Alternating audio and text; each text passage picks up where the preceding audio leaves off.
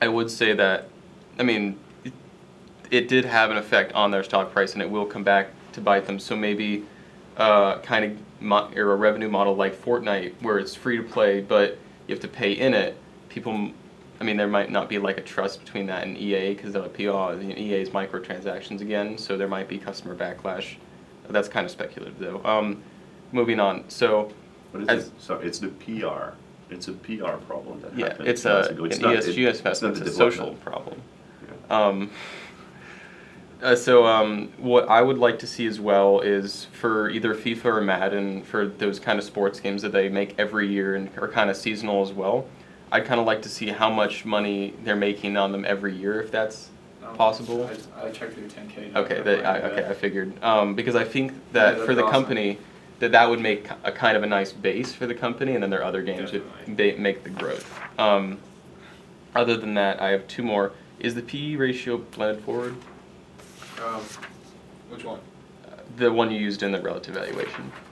Because it just says PE, the 31.78.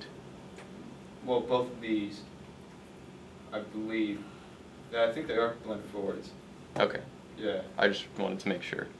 The last thing is, as far as the esports community, the esports industry is clearly in the last 5 years grown a lot more. But where does EA actually fit in that? Because obviously if the esports community is growing and EA is a video game company, they have advertising, so they're going to make more money off of that. But that's more of, I mean, their competitors can advertise as well. So what games does EA really have to put into the esports community? Because do you play FIFA? As far as I know, there's no competitive FIFA. There is. Do you play Madden? No. Do you play NHL?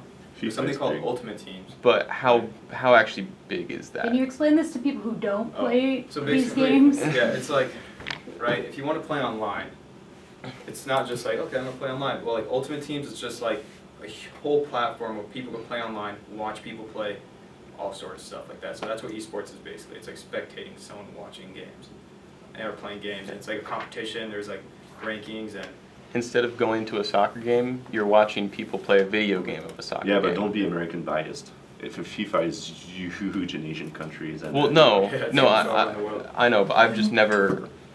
I mean, I feel like I'm not too into esports or anything, but I've heard stuff. My roommates are always into it. About how profitable or like how...